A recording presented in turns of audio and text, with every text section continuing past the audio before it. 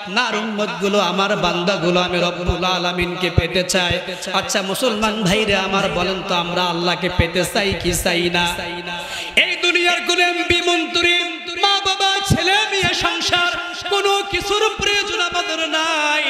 আর যদি দুনিয়ার সবাই আমাকে পর করে দেয়, আর যদি সৃষ্টিকর্তা দয়াময় রব্বুল আলামিন আমাদেরকে ভালোবাসেন, দুনিয়ার কোনো মানুষের ভালোবাসার দরকার নাই। কথা বলেন ঠিক কি না?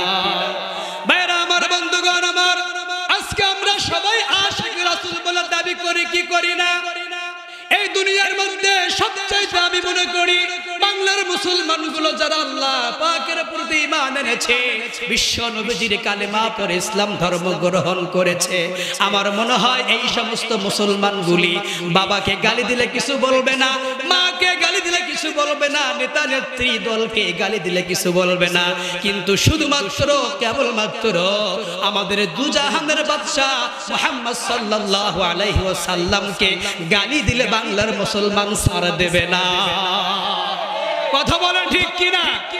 ভাইরা আমার, বন্ধুগণ আমার, আসুন অল্প সময় আলোচনা করব।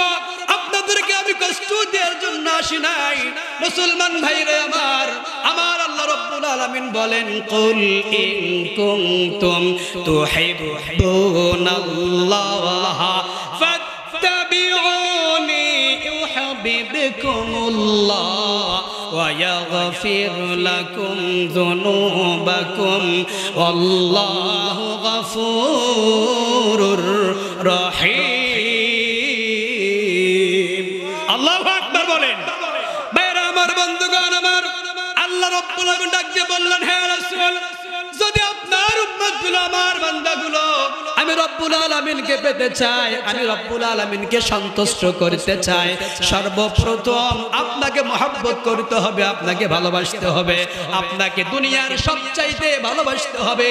আর যখনই কোনো বান্দা কিংবা আপনার কোনো উম্মত সবার চেয়ে দুনিয়ার সকল বস্তুর চেয়ে আপনাকে ভালোবাসবে, মহব্বত করবে, এ রাসূল আমি ওয়াদা করলাম আপনাকে মহব্বত করবার কারণে আমি রব্বুল আলামিন ওই বান্দার জীবনের সব গুনাহগুলি মাফ করে দিব।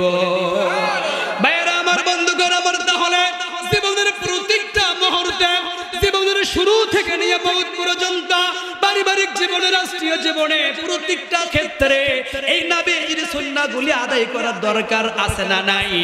মুসলমান ভাইয়েরা আমার, বড় দুঃখ লাগে, বড় কষ্ট লাগে।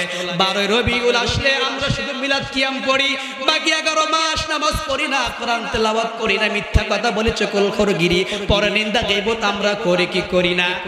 যদি আপনি আমি খাঁটি উম্মত হতে চাই, যদি আপনি আমি খাঁটি আশিক রাসূল বলে দাবি করতে চাই, তাহলে বিশ্ব নবীর জীবন 63 বছর যেমন করে অতিবাহিত করেছে, যদি আমরা এই রকম করে সুন্নাহগুলি আদায় করতে পারি, আল্লাহ নবীজি মুহাম্মদুর রাসূলুল্লাহ সাল্লাল্লাহু আলাইহি ওয়াসাল্লাম বলেন, মান আহাব্বা সুন্নতি ওয়া মান আহাব্বানি কানা মাই ফিল জান্নাহ।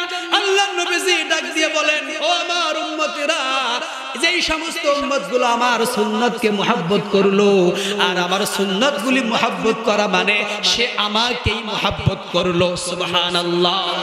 আর যদি কোন উম্মত আমাকে মহব্বত করতে পারে, কঠিন কিয়ামতের ময়দানে যখন বিচার শুরু হয়ে যাবে, মুসলমান ভাইরে আমার, আজকে সামান্য গরম দুনিয়ার জমিনে আমরা সহ্য করতে পারি না, অনেক উপরে সূর্যটা আছে, মাত্র একটা মুখ দিয়ে তাপ দেয়, এই তাপের কারণে আমাদের অস্থিরতা লাগে, কষ্ট হয়।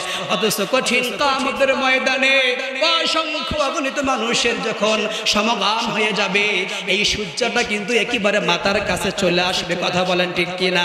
একটা নয়, দুইটা নয়, 12টা মুখ দিয়ে তাপ দিবে। মুসলমান ভাইরে আমার, সূর্যের তাপের কারণে মাটিগুলি তামা হয়ে যাবে।